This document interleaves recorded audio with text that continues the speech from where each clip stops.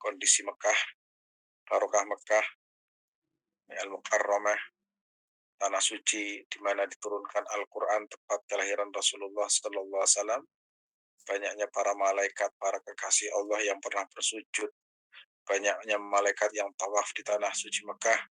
Mudah-mudahan ya Bapak Ibu dimudahkan untuk pergi haji, pergi umrah, berziarah kepada Rasulullah Sallallahu Alaihi Wasallam, mendapatkan rezeki yang berkah, manfaat, panjang usianya, berkah rezekinya, insya Allah anak-anaknya juga diberikan anak-anak yang soleh, dan insya Allah Ta'ala, ya insya Allah Ta'ala, barakah dari pengajian hari ini, ya, kitab suci, kitab sakral, yaitu kitab Ihya Ulumuddin, Allah Subhanahu Wa Ta'ala berikan keberkahan pada keluarga kita yang menghadapi kesulitan, Allah berikan jalan keluar, yang sedang bermasalah dengan keluarganya, Allah berikan ya, kemudahan di dalam mencari solusi yang terbaik, dan insya Allah kabul.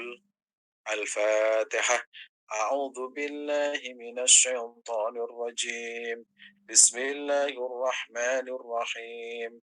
Alhamdulillahi rabbil alamin. Ar-Rahmanir Rahim.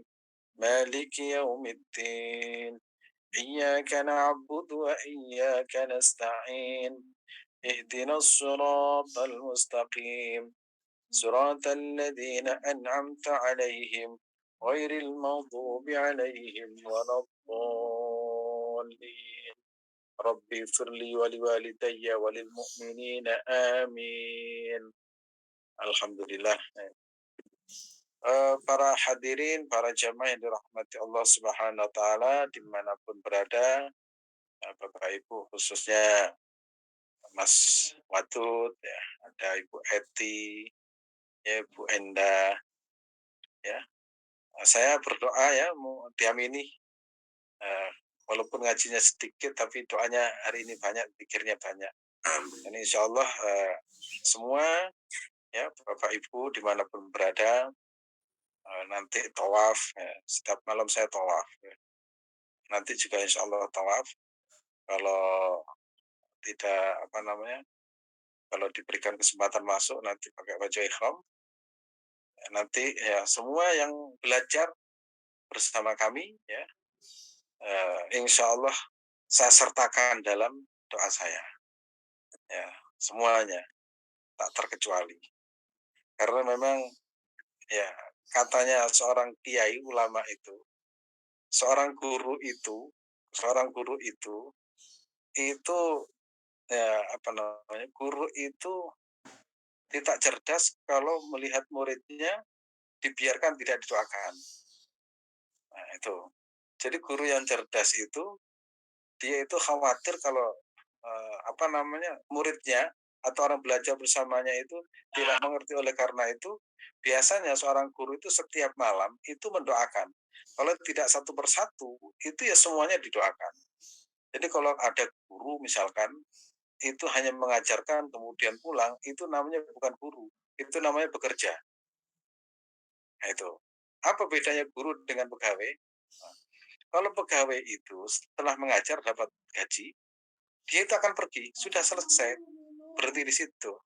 Dia nggak pernah berpikir murid saya itu gimana, kemudian murid saya itu masuk surga atau neraka, murid saya itu pintar atau enggak.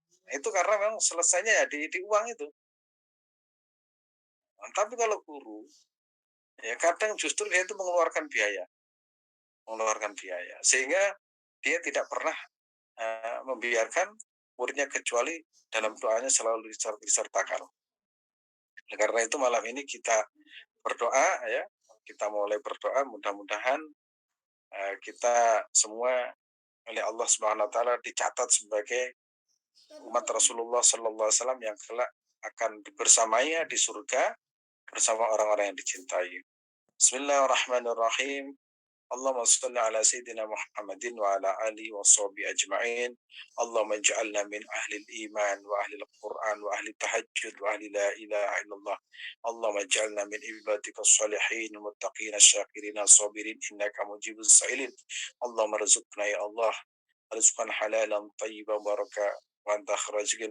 Allahumma ij'alna wa auladana Allahumma ja'alna wa auladana wa talabatina ya Allah jadikanlah anak-anak kami dan murid-murid kami ya wa masyayikhina wa muallimina guru kami dan orang yang mengajari kami mereka adalah orang-orang yang senantiasa mendapatkan cahaya nuron, mendapatkan ilmu yang manfaat, menjadikan keluarga yang sakinah mawaddah warahmah dan dzurriyyah salihah dan keturunan salihah. Amin ya rabbal alamin. Nah, kita akan melanjutkan wadhifah atau bagian yang keempat. Sudah saya kirimkan, cuma tidak saya sertakan bahasa Arabnya. Nanti insya Allah akan saya sertakan. Nah, saya akan membahasnya ini. Bismillahirrahmanirrahim. Qala Al-Ghazali rahimahullah, al-wadhifatur rabi'ah, itu bagian yang keempat. Ay yahtariza 'anil izgha'i ila al-ikhtilafat minan nas. Fa inna dzalika yurithu dahisyah wahirah. Bagian yang keempat yaitu ayyahtariza. Yaitu artinya apa? Ayyahtariza. Ayyahtariza itu artinya adalah bagi para pemula ya, tidak boleh mengikuti perbuatan-perbuatan dari orang-orang yang sudah mendalam. Ini di atasnya kan ya Mas Wadu. Atasnya. Nah, terus bawah. Oke. Nih. Tugas keempat, hendaknya ia menghindari ya. Menghindari kok keluarnya ini. Oke. Bentar. Mohon sabar. Ayyahtariza, hendaknya menghindari diri dari mendengar perselisihan-perselisihan pendapat di kalangan orang lain. Jadi orang yang menuntut ilmu itu jangan sampai sibuk mendengar perselisihan. Kenapa? Akan menjadi lebih bingung. Misalkan contoh ini, sholat itu sholatnya kok pakai kunut, ini nggak pakai kunut. Kemudian kita sering melihat YouTube-nya itu YouTube yang bertengkar. Itu kita semakin bingung. Itu jelas semakin bingung. Kenapa? Karena mereka itu akan berpikir begini, loh ini panutan kok pada bertengkar. Padahal kita bukan makomnya. Karena kalau sudah makomnya, pertengkaran orang lain itu menjadi pembelajaran bagaimana etika berbeda pendapat. Bagaimana berbeda pendapat. Tetapi bagi para pemula, itu semakin sering melihat perselisihan, itu akan membuat dirinya semakin bingung. Oleh karena itu, ya dalam teksnya itu, ayah tarija anil isqa ila ikhtilafat minan nas fa inna dzalika yurithu dahisyah wahirah. Fa innahu yamilu fi awalil amri qalbu ila kulli ma yulqiya ilahi, khususan ila turki ta'lil alladhi tuwafiqu al-kasal wal batala. Dilanjutkan di situ. Ini mengingatkan kepada kita. Karena sesungguhnya hal itu mendatangkan kebimbangan dan kebingungan. Dan sesungguhnya diawali dengan kecenderungan hati terhadap segala yang diberikan kepadanya, khususnya hal-hal yang menghambat seperti malas dan patah semangat.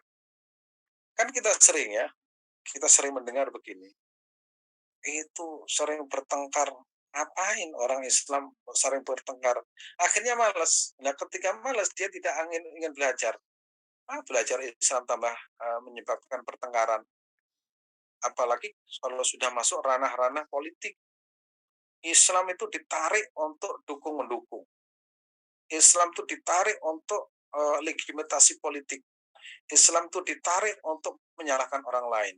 Islam itu menarik untuk kepentingan pribadi, untuk kepentingan kelompok dan lain sebagainya. Sehingga tambahlah bingung. Ini mana yang benar? Makanya kalau saya sering menyampaikan dan berulang-ulang, kalau kita belajar ilmu, kemudian sepulang dari belajar itu hati kita tentram, nyaman, damai, ya.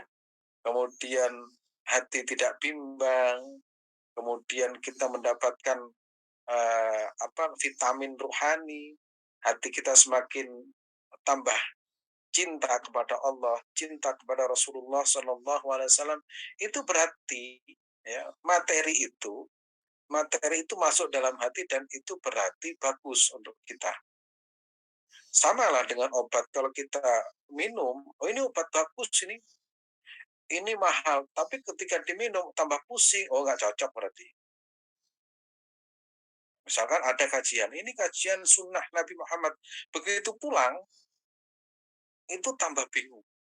Begitu pulang itu menyalahkan kelompok ini, begitu pulang menyalahkan kelompok ini, begitu pulang, wah ini orang tua saya itu Islamnya nggak bener ini. Setelah itu berarti vitamin itu tidak cocok. Kan kita sering loh, habis pengajian kok tambah. Jadi rasa bencinya kepada orang lain itu tambah muncul. Bukan hanya benci, langsung mencap dirinya paling benar, menambah sikap takabur, menambah sikap sombong, dan menambah kebencian dan memunculkan permusuhan sesama umat Islam. Oh, berarti vitamin itu tidak cocok. Walaupun itu ya bagus. Karena yang bagus itu bukan itu. Yang bagus adalah menambah rasa mahabbah, rasa cinta kepada Allah Subhanahu wa taala. Itu kalau orang yang ilmunya itu bertambah, menambah rasa cinta. Kalau melihat orang maksiat itu berpikirnya begini, ya Allah, mudah-mudahan mereka itu kembali ke jalan yang kau ridhoi. Bahkan ada seorang ulama begini, ada orang ya, menikmati karaoke lah istilahnya. Kemudian orang itu, ya Allah, mudah-mudahan kau rubah mereka, mereka bisa menikmati karaoke, kemudian berubah mereka itu bisa menikmati ibadah kepada Engkau. Bukan kemudian hancurkan saja itu. Enggak, itu ya apa namanya? Jadi cara berpikir itu penting ya. Dan mudah-mudahan kita tidak demikian. Jadi cara pandang kita itu semakin hari itu semakin bagus. Sehingga kalau kita membaca yang bagian keempat ini, ya, dan sesungguhnya diawali dengan kecenderungan hati terhadap segala yang diberikan kepadanya, khususnya hal-hal yang menghambat seperti malas dan patah semangat. Pasti itu. Oh, ternyata Islam nggak ada yang benar. Oh, akhirnya ternyata Islam itu bikin kacau. Oh, ternyata ini saling menyalahkan. Mestinya kan saling mendukung. Ya, mestinya itu saling mendukung. Kalaupun ada perbedaan, tidaklah berlebihan karena memang perbedaan itu adalah sebuah keniscayaan. Walidzalika walihada la yajul muqtadin al-iqtidau bi afalil muntahin hatta qala man zarana fil bidayah sara sadiqan wa man zarana fil nihayah sara zindiqan fa innahum fi an-nihayah sakanat jawariqum anil harakat illa fil faraid wastabdalu fil nawafil sar al-qulub wa dam as-shuhud على الدوام والغافل يظن بالبطانة والقصر وترى الجبال تعصبها جامدة وهي تمر السحاب. Nah, ini yang berikutnya. Kita lanjut yang berikutnya.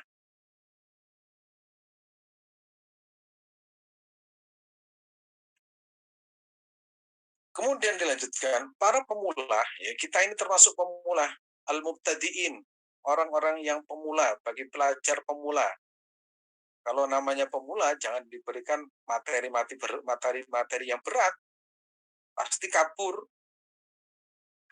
Ya, misalkan para pemula dikasih materi yang berat, itu kabur. Di sisi lain, para pemula kalau diberikan materi-materi yang tidak sesuai dengan kemampuan daya tangkapnya, ya, daya serap otaknya, itu pasti akan memandang dengan perspektif yang berbeda. Sehingga muncul karena bermunculan. Jadi kadang ulama itu dibagi. Ulama apa? Ini ulama sunnah, ini ulama bid'ah. Ini kan lucu. Ya. Dikira kalau yang benar itu adalah seperti dirinya. Padahal bisa jadi orang-orang yang kita anggap itu tidak baik menurut itu tahajudnya lebih banyak dari kita. Bisa jadi mereka adalah sudah mempraktekkan sunnah di keluarganya, di sekitarnya, birrul walidainnya sudah bagus, memuliakan gurunya sudah bagus, memuliakan anak yatim. Sementara kita hanya belajar bab tentang niat, hanya hafalan beberapa ayat atau beberapa hadis. Jadi untuk pemula itu nggak boleh ya diberikan langsung yang berat. Itu langsung bisa hang itu. Otak manusia itu bisa, kalau hang itu bahaya. Ya, ini kita ini sebagai para pemula ya. Para pemula tidak boleh mengikuti perbuatan-perbuatan dari orang-orang yang sudah mendalam. Nggak boleh, nggak boleh. Ya kita di pondok pesantren, itu di pondok pesantren, kenapa para kiai, para ulama itu mengelompokkan anak-anak itu dikelompokkan dengan anak-anak. Misalkan usia, yaitu di asrama itu anak SD dikumpulkan dengan anak SD, kemudian anak SMP dengan anak SMP. Kenapa? Agar supaya perbincangannya itu seimbang. Sebab kalau anak SD misalkan di pondok dikumpulkan di asrama bersama anak SMP atau SMA itu tidak seimbang. Anak SMP, ya anak SMP itu bisa jadi akan menjadi orang keberangas. Apa ya keberangas itu? Eh, jadi keberangas itu mungkin bahasa Madura atau bahasa apa itu? Jadi kalau anak SD itu kumpulnya dengan anak SMP, nanti perbincangannya itu akan ketularan anak SMA. Sebaliknya, kalau misalkan anak SD lebih banyak, kemudian anak SMA-nya satu, itu ya, anak SMA-nya nanti akan kecenderungannya berpikir seperti anak-anak. Makanya ya orang yang pemula ya dikumpulkan dengan para pemula. Ya. Jadi kita ini termasuk pemula walaupun usianya itu sudah lansia ya. Beda. Namanya al-mubtadi'un, orang-orang pemula. Nah, ya, pemula dalam belajar ya. Dalam belajar itu levelnya ada level-levelnya, level marhalah al-ibtidaiyah, marhalah al-mutawassithah, marhalah al-aliyah, al-marhalah al-mutaqaddimah. Juga kitab yang kita baca sama. Sebab kalau nggak nyambung, misalkan ada orang yang hafalannya itu sudah hafal 30 juz. Kemudian anak yang berhafal Fatihah itu mengkritik anak orang yang sudah hafal 30 juz. Itu kan juga lucu. Jadi harus harus apa namanya dikelompokkan dengan disesuaikan dengan kemampuan. Kan umumnya itu yang pinter nanti kelompoknya itu yang pinter-pinter. Biar sama lah. Kalau kita pemula dengan pemula. Nah, yang lucu sekarang di zaman modern, baru belajar agama hijrah ya, baru belajar terjemahan sudah mengkritik orang yang sudah hafal ribuan hadis. Itu kan juga lucunya tingkat dewa. Kiai-kiai itu kan ngajinya mulai kecil, mulai kitab yang paling kecil sampai kitab Bukhari Muslim ya, dikaji, kemudian tafsir, hatam berkali-kali, ihya dikaji berkali-kali. Kemudian ada orang yang baru baru hijrah mengkritik habis-habisan kehidupan mereka. Ini kan ya lucu. Ya, baru kenal agama mengkritik orang yang sudah ya, mengajarkan agama bertahun-tahun, puluhan tahun. Misalkan ada orang dulunya pemain musik, dulunya itu hidup di dunia dugem, tiba-tiba tobat, kemudian pakai busana yang hijrah, mengkritik, kritik kiai, yang muridnya ribuan, yang dikritik itu hafal Quran, itu kan lucu, dan itu terjadi. Maka Imam Al-Ghazali di sini itu juga mengingatkan, ya, para pemula tidak boleh mengikuti perbuatan-perbuatan dari orang yang sudah mendalam, sehingga sebagian dari mereka berkata, barang siapa mengunjungi kami pertama kali, ia pun menjadi teman, dan siapa yang mengunjungi kami pada akhirnya ia pun menjadi zindik. Zindik itu apa ya namanya, keluar dari nilai-nilai agama Islam. Dan insya Allah kita sama-sama pemula. Saya juga pemula, Bapak Ibu juga pemula, dan insya Allah kita seimbang karena ya sama-sama pemula. Ya, kalau tidak seimbang itu bahaya. Kita sering tahu ya, sering ingat ceritanya Nabi Khidir dan Nabi Musa alaihissalam. Itu kan Nabi Musa alaihissalam itu kan Nabi yang top, marka top, Nabi yang apa namanya, perkasa, gagah, Nabi yang juga dikatakan Nabi pemberani, gagah, perkasa, punya apa namanya, pendamping Nabi begitu ceramah luar biasa. Kemudian akhirnya muncul, kira-kira ada nggak orang yang lebih hebat dengan saya? Oh, muncul. Kemudian Allah yang nggak terima. Memang kamu sendiri yang hebat. Ada itu orang yang lebih hebat, siapa?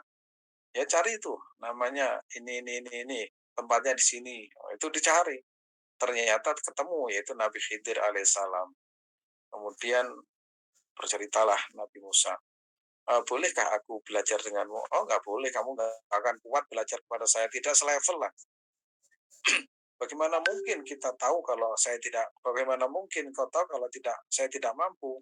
Nabi itu ya menjawab, enggak akan mampu kamu walaupun belajar.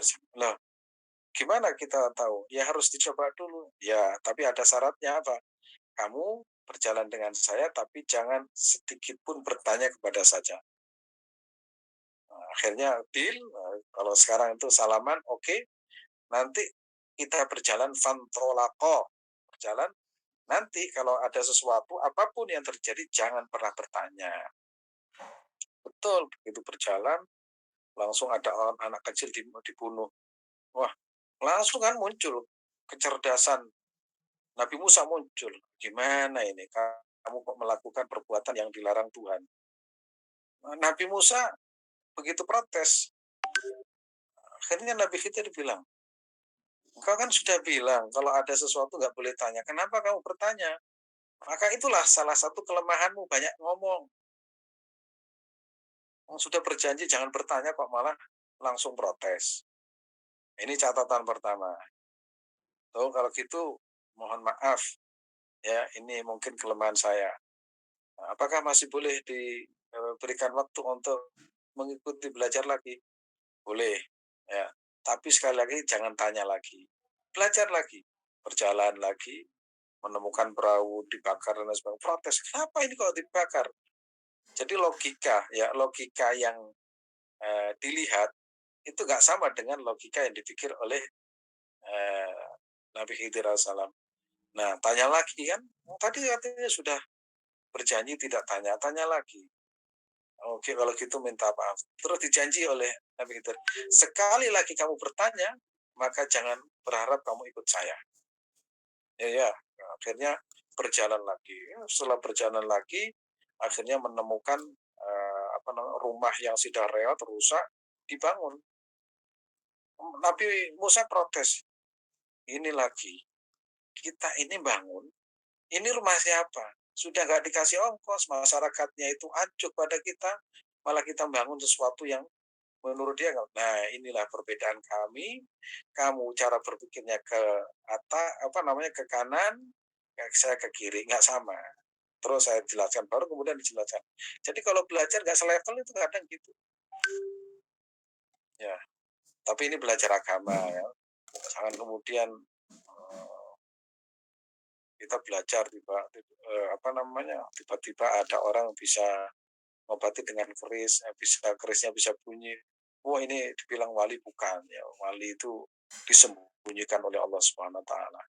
Ini hanya contoh bahwa kalau belajar itu yang mubtadiin ya, kepada orang yang mubtadiin ya, selevel ya. Kemudian gurunya itu tahu kapasitas kita ini ya, kapasitasnya ini ya, ilmunya yang dimasukkan ini tahu, sehingga kita ini insya Allah mendapatkan ilmu yang manfaat dan berkah. Pada akhirnya mereka tidak akan bergerak kecuali dalam mengerjakan amalan fardu. Kalau fardu itu semua harus sholat 5 waktu dikerjakan dengan berjamaah. Pertama yaitu mengerjakan sholat. Baru tahu hukumnya sholat itu apa? Wajib. Setelah tahu hukumnya sholat itu wajib, tahu lagi levelnya sholat berjamaah. Bagaimana hukumnya sholat berjamaah? Fardu kifayah. Nah beda. Sholat sendiri itu hukumnya wajib, fardu ain. Maka kalau tidak mengerjakan, kita dosa. Baru kemudian kita pahami lagi, sholat berjamaah. Hukumnya apa? Fardu kifayah. Kalau satu kampung tidak melaksanakan sholat berjamaah, maka satu kampung itu dosa semua. Makanya di desa-desa itu, kadang ada musola itu, musola reot itu ada yang berjamaah. Ya, itu karena apa? Ya karena mereka itu menggugurkan kewajiban yang lain karena fardu kifayah. Misalkan, ini masalah hukum ya. Kalau suatu yang wajib, misalkan ada jenazah mati oplosan. Kita datang apa enggak? Ya, untuk orang awam silakan datang, tapi untuk ulama jangan datang. Karena apa? Nanti akan menjadi legitimasi bahwa oh itu mayatnya memang oplosan, tapi didatangi oleh seorang ulama besar. Nah, gitu.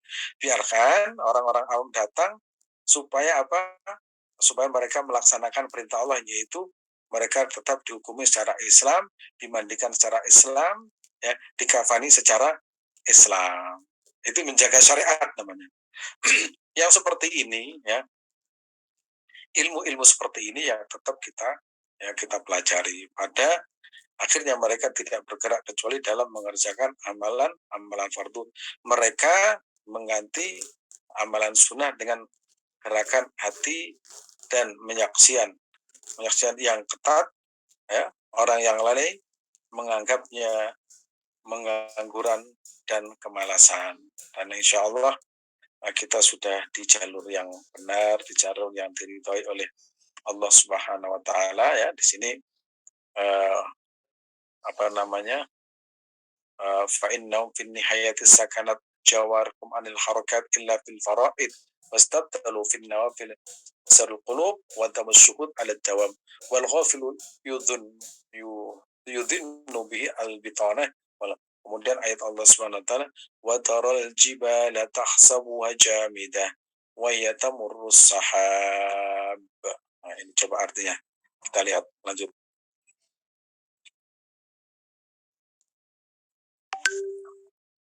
Ini. Dan kamu lihat gunung-gunung itu, kamu sangka dia tetap di tempatnya, padahal dia berjalan sebagaimana jalannya awan. Jawabannya awam.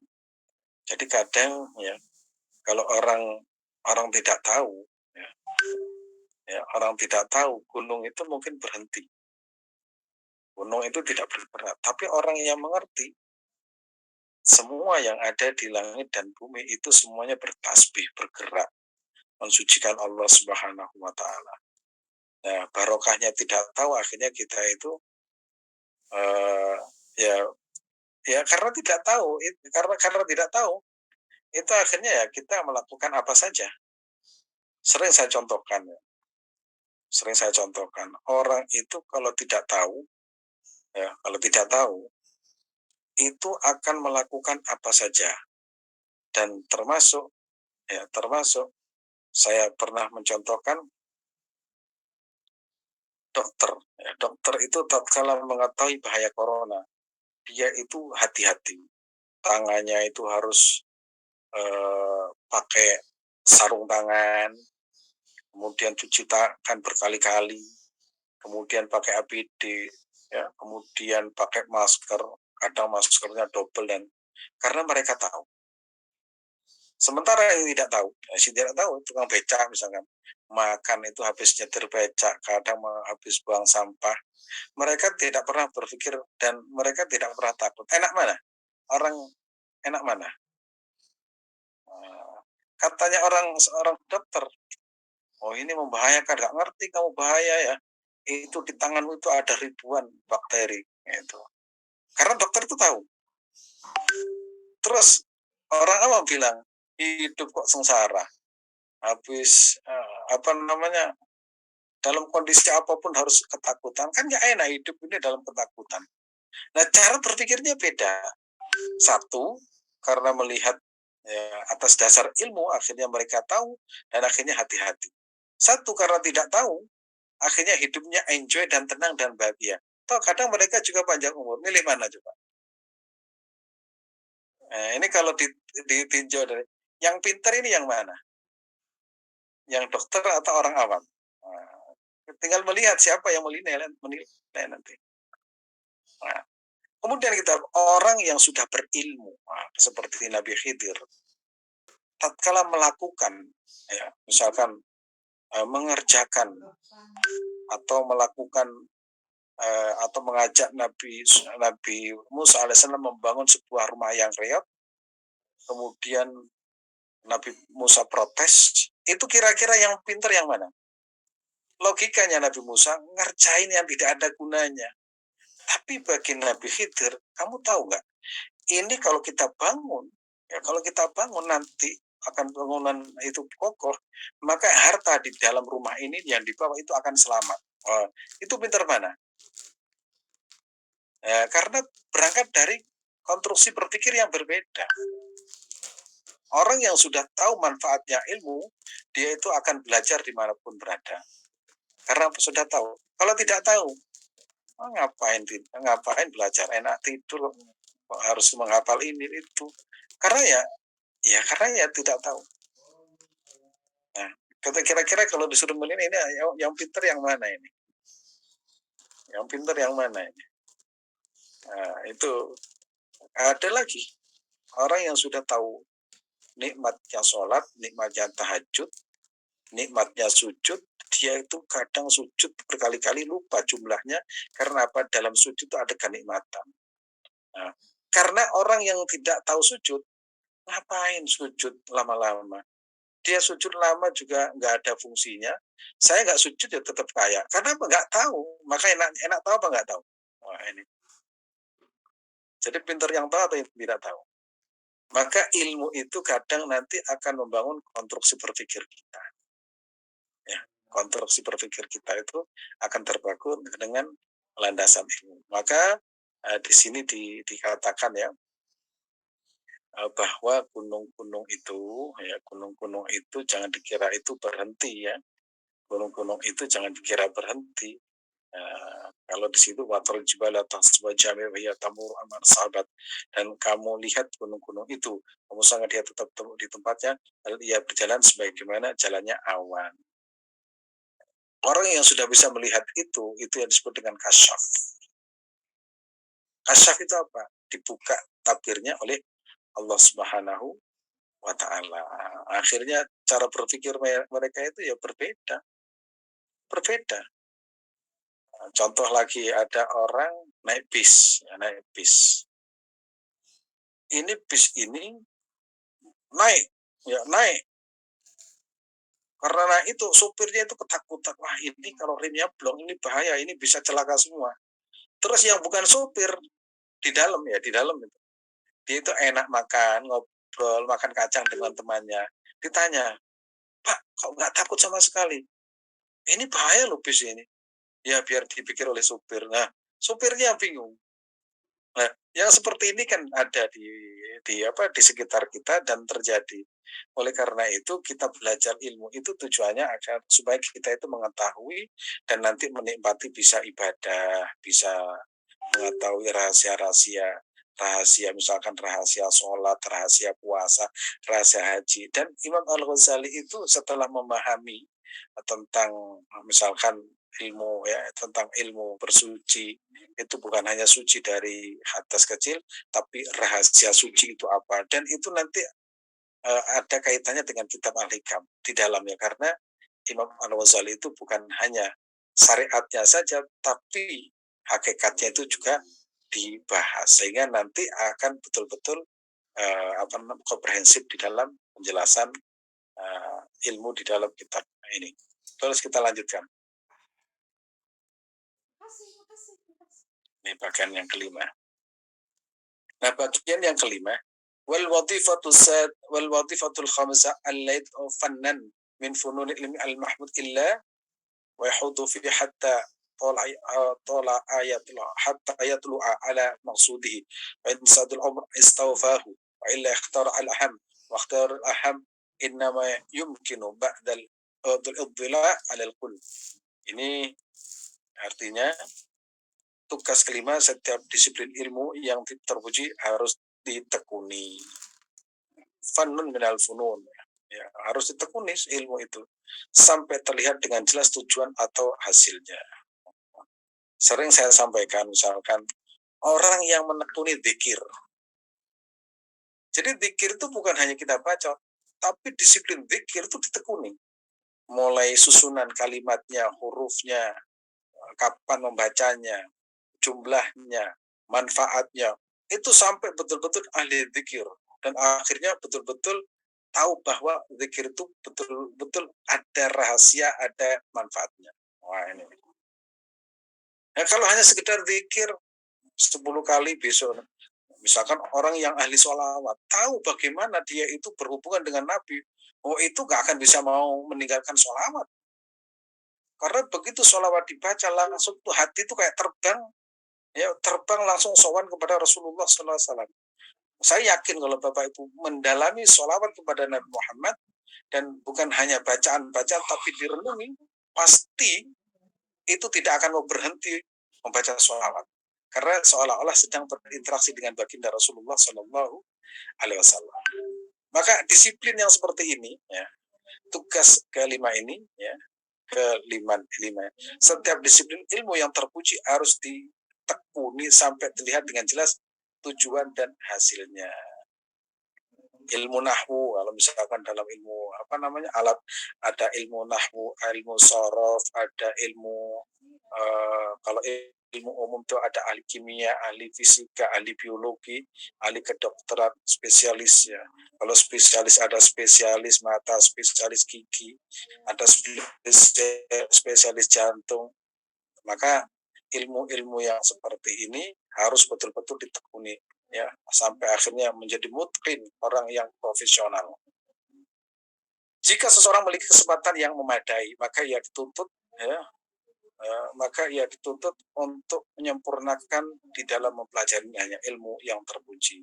Ilmu yang terpuji apa? Ilmu yang mengajak dirinya semakin dekat dengan Allah Subhanahu wa Ta'ala.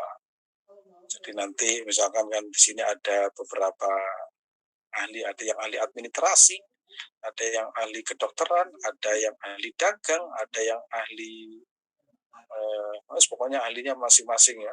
Ada ahli kedokteran hewan, ada yang ahli medsos, itu pokoknya ditekuni semua. Karena di dalam ilmu itu akan menjadikan kita sampai mengenal Allah Subhanahu wa Ta'ala. Nanti akan ketemu hakikat ilmu tersebut, ya. Karena pada hakikatnya ilmu itu bukan menjauhkan diri dari Allah, ilmu itu nanti suatu saat mendekatkan diri kita kepada Allah Subhanahu wa Ta'ala. Kalau sudah mendekatkan diri kepada Allah, akan melahirkan namanya khasyah. Kalau sudah khasyah, dia itu akan semakin mendekat dan mendekat. Kalau kemudian ilmu dipelajari di dalamnya, kok akhirnya itu menjustifikasi kanan kiri, itu neraka, sesat. Loh, ini biasanya salah minum obat, ini bahaya ini.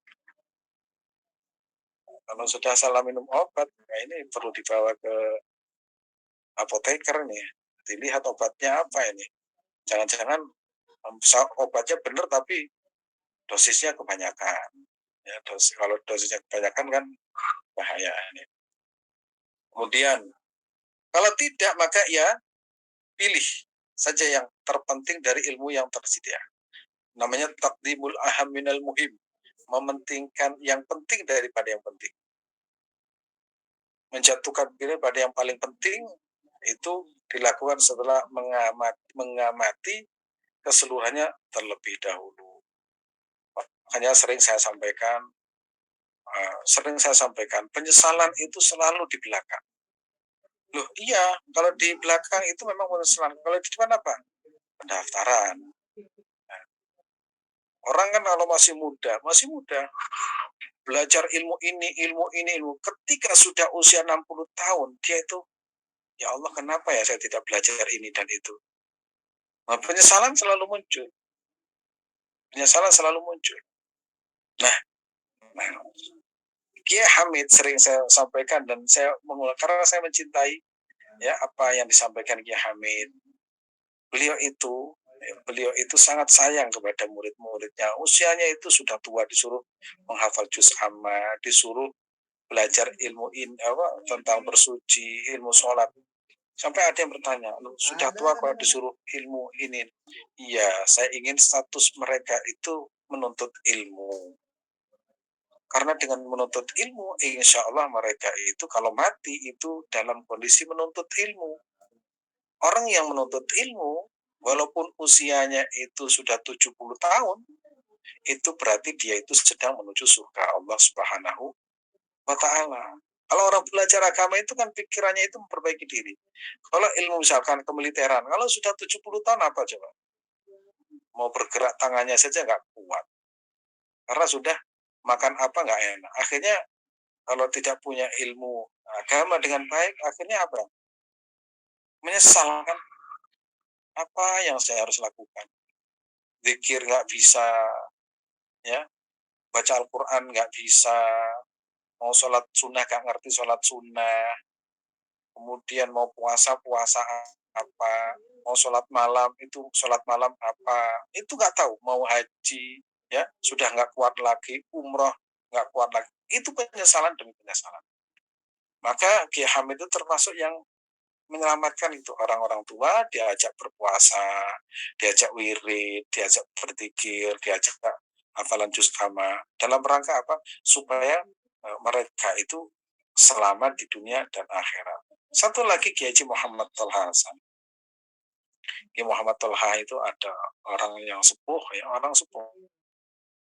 Bilang, Kiai, saya ini sudah tua, saya mau pensiun ngurusi masjid. Loh, jangan pensiun. Kita walaupun tua, itu kan bahasa Anas keren, kita itu menjadi pengurus masjid. Innama ya'muru masajidallahi man amana billahi yaumil akhir. Nggak apa-apa, walaupun kita hanya menata sandal, walaupun nama kita tercantum, misalkan kalau jenengan wafat, itu statusnya dicatat oleh malaikat kan status sebagai apa? Sebagai orang yang memakmurkan masjid, walaupun itu menata sandal, itu kan keren. Daripada tidak punya status sekali apa, meninggal dunia dalam kondisi pensiun, pensiun mengurusi masjid, pensiun mengurusi musola, pensiun mengurusi anak yatim. Nah, itu akhirnya dia lepas, tidak punya ikatan sama sekali dengan masjid. Dan itu kan, oh gitu ya, iya sudah, apa-apa saya menjadi pengurus masjid walaupun saya itu seminggu sekali datang, ya, hanya menyumbangkan pikiran. Yang cara berpikir seperti adalah cara berpikir para ulama, ya. Jadi kita ya hadir di sini nanti di kampungnya ada misalkan pengurus majelis taklim, sudah ikut saja. Ya sudah, saya punya urun sebulan 15.000, ya itu kita termasuk urun ya di masyarakat. Jangan sampai lepas sama sekali. Karena kita sudah punya ilmu dan itu adalah yang minimal bagi kita. Dan insya Allah kalau kita ikhlas, bisa jadi itu yang paling indah, paling terbaik ketika kita menghadap Allah Subhanahu wa Ta'ala. Apa statusnya? Apa? Ikut majelis taklim, statusnya apa? Pengurus masjid, statusnya apa? Ya, pengurus Aisyah, statusnya apa? Pengurus muslimat, statusnya apa? Nah, pengurus masjid Istiqlal, statusnya apa? Pengurus masjid, itu ada semua. Kan malaikat itu kan ini dilihat, ini pengurus masjid bukan, jamaah masjid bukan, bangun masjid juga bukan, ngaji juga semuanya pensiun, ya sudah. Atau malaikat itu, wah ini nggak ada kaitannya dengan ya sudah, dikelompokkan aja orang-orangnya. Makanya pentingnya ilmu itu seperti itu. Maka di sini ya, di sini itu yang terakhir itu yang sangat penting ya.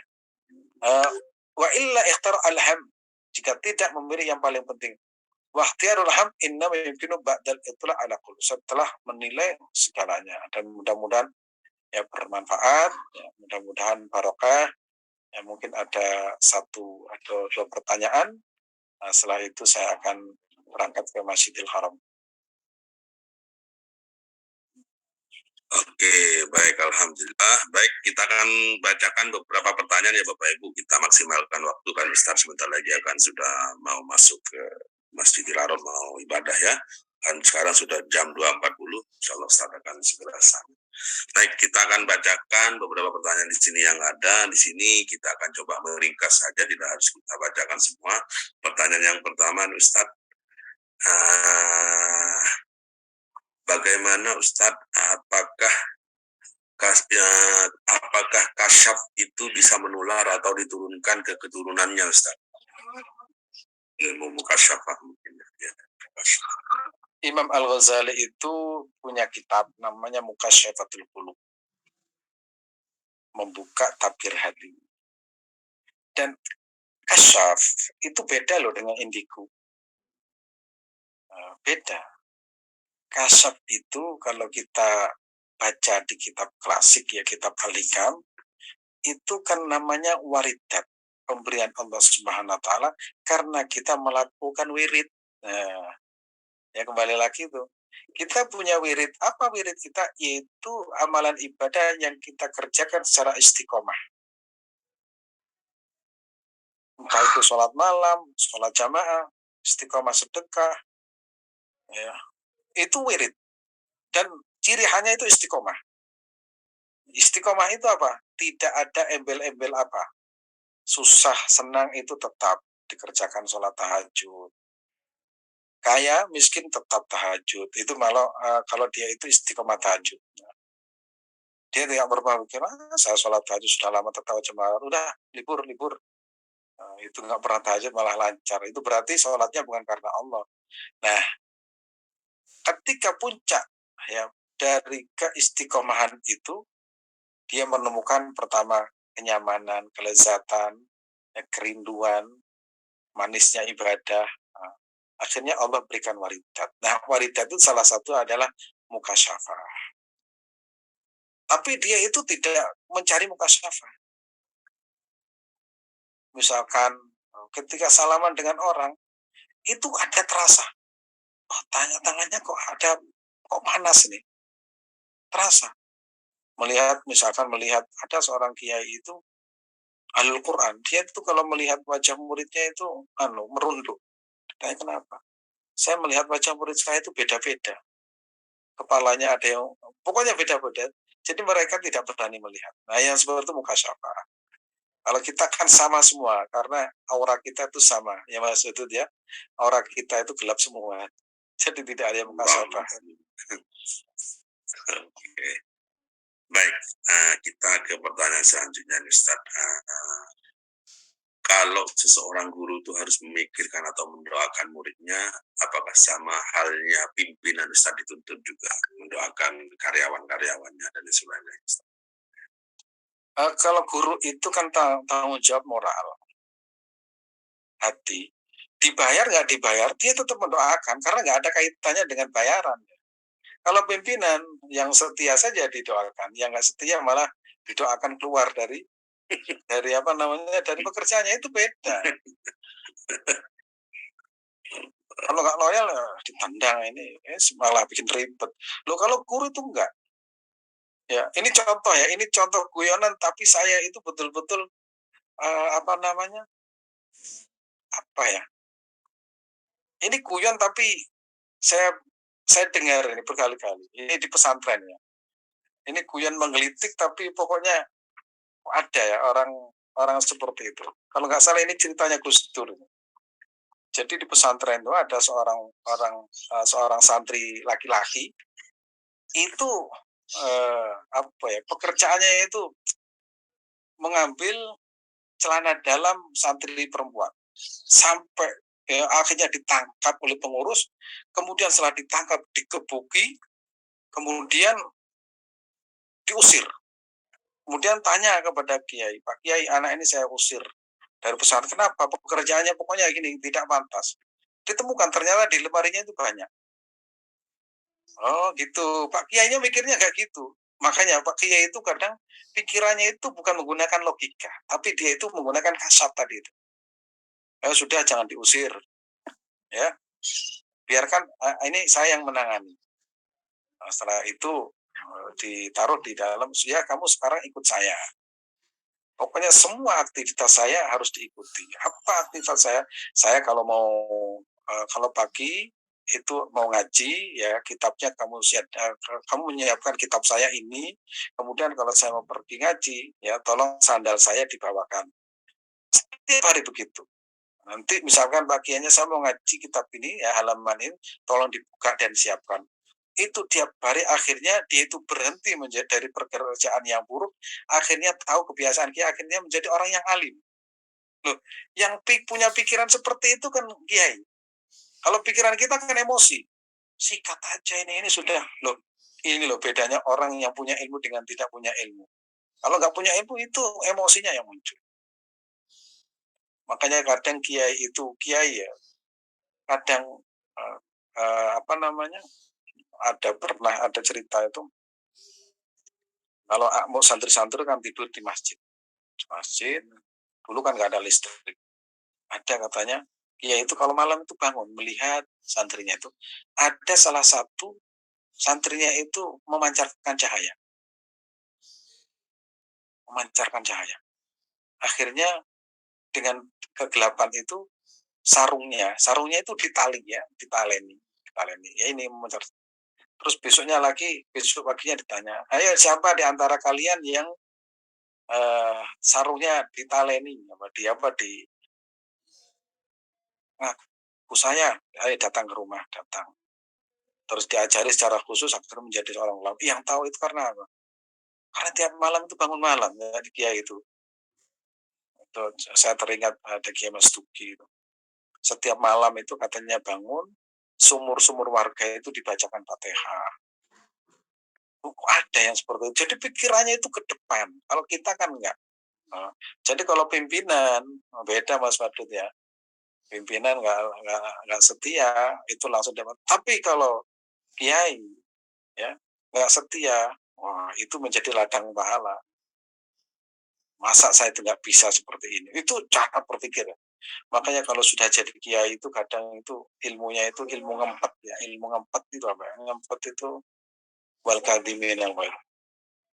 Jadi santri-santri yang saya ketemu juga kiai ya, ada kiai itu namanya kiai. Jadi murid-muridnya itu banyak yang tidak bayar SPP. Terus kiai bilang, saya pikir yang penting mau ngaji Al-Quran sudah alhamdulillah. Saya nggak mikir bayar atau tidak. Wah coba kalau sekolahan yang kita dengan profesional, nggak bayar ya nggak bisa sekolah. Tapi kiai nggak, yang penting mau ngaji. Nggak bayar SPP juga nggak apa-apa. Tapi ya nunggak temenanan, ya nunggak betulan. Nah yang seperti inilah yang punya jiwa yang besar, kiai seperti ini yang insya Allah menjadi pilar Indonesia, yang dengan orang seperti ini akhirnya berbagai bencana mau turun tidak jadi karena banyak orang yang ikhlas. Nah, kalau pimpinan beda Satu. Nah, pimpinan itu kalau nggak setia ya disingkirkan, berarti menghalangi. Kalau kiai enggak, kalau ulama enggak. Makanya ulama itu tetap akan menjaga eksistensi bangsa Indonesia, eksistensi masyarakat. Mereka itu tidak berpikir yang bersifat itu temporer ya, sifatnya itu sementara. Dan mudah-mudahan kita semua seperti itu. Amin ya rabbal alamin. Amin. Oke, baik, alhamdulillah Bapak Ibu, saya rasa ya cukup ya kan Ustaz juga mau beribadah ke masjid, dan tentunya mudah-mudahan bermanfaat ilmu yang disampaikan dan luar biasa. Ini dapat diambil pelajaran buat kita semuanya yang punya anak ya, untuk mendidik anak-anaknya, khususnya untuk pribadi juga. Tentu pentingnya bagaimana kita belajar, mengajar, dan sebagainya adalah bagian daripada adab, insya Allah kita akan banyak memahami, belajar dari kitab Ihya ini terkait masalah adabnya belajar mengajar, dan insya Allah bermanfaat sekali, dan kita juga baru memahami ini, dan tentunya dengan belajarnya ini nanti kita semuanya insya Allah akan lebih jauh, lebih baik lagi. Baik, terima kasih Ustaz. Mungkin ditutup saja langsung dengan doa Ustaz. Betul. Terima kasih ya. Mudah-mudahan Allah Subhanahu wa taala senantiasa menuntun kita ke jalan yang diridhoi oleh Allah Subhanahu wa taala. Mudah-mudahan keluarga kita insya Allah dijadikan keluarga sakinah, mawaddah, warahmah. Anak-anak kita menjadi anak yang soleh dan solehah. Berbagai kesulitan yang kita hadapi, kita bisa menghadapi dengan kesabaran, ridho, dan mudah-mudahan yang menghadapi berbagai kesulitan itu menjadi pelebur dosa. Dan dengan kesulitan itu insya Allah kita akan mendapatkan kemudahan karena Allah berjanji inna ma'al usri yusra. Ya, insya Allah ya kita terus jangan pernah berhenti berdoa, mendoakan orang-orang yang kita cintai, bahkan mendoakan orang-orang yang membenci kita, dan itu menandakan hati kita itu adalah sudah baik. Ya, salah satu hati yang baik adalah mendoakan kebaikan kepada orang yang tidak baik kepada kita. Ya, mari kita berdoa untuk semuanya. Bismillahirrahmanirrahim. Allahumma salli wa sallim wa barik ala sayyidina Muhammadin wa ala alihi wa sahbihi ajma'in. Allahumma salli ala sayyidina Muhammad wa ala ali sayyidina Muhammad kama sallaita ala sayyidina Ibrahim wa ala ali sayyidina Ibrahim fil alamin innaka Hamidum Majid. Rabbana taqabbal minna innaka antas samiul alim wa tub alaina innaka antat tawwabur rahim. Rabbi ij'alni muqima shalah min dzurriyyati rabbana wa taqabbal du'a. ربنا هب لنا من ازواجنا وذرياتنا قرة اعين واجعلنا المتقين اماما. ربي زدني علما وارزقني فهما والحكم الصالحين. ربنا تقبل منا انك انت السميع العليم وتب علينا انك انت التواب الرحيم. اللهم لا تدع لنا في مقام هذا ذنبا الا غفرته ولا هما الا فرجته ولا كربة الا نفسته ولا دينا الا قضيته ولا حاجة من حوائج الدنيا الا قضيتها ولا مريضا إلا شفيته ولا ميتا إلا رحمته ولا صلاة وصياما وقياما وقراءة وصدقة إلا قبلت برحمتك يا أرحم الراحمين. ربنا ظلمنا أنفسنا فإن لم تغفر لنا وترحمنا لنكون الخاسرين وتب علينا إنك أنت التواب الرحيم. سبحان ربك رب العزة عما يصفون سلام على المرسلين والحمد لله رب العالمين. Terima kasih ya. Mohon doanya. Insya Allah akhir bulan ini di pondok sudah mulai akan ada aktivitas. Saya dengan Mas Nanda juga memohon kepada Allah agar diberikan kemudahan dalam proses semuanya, dalam proses pembangunannya, dalam proses menyiapkan kurikulumnya, dan mudah-mudahan kita semua termasuk orang-orang yang mendapatkan ridha Allah Subhanahu wa taala. Terima kasih Mas Wadud, terima kasih semuanya.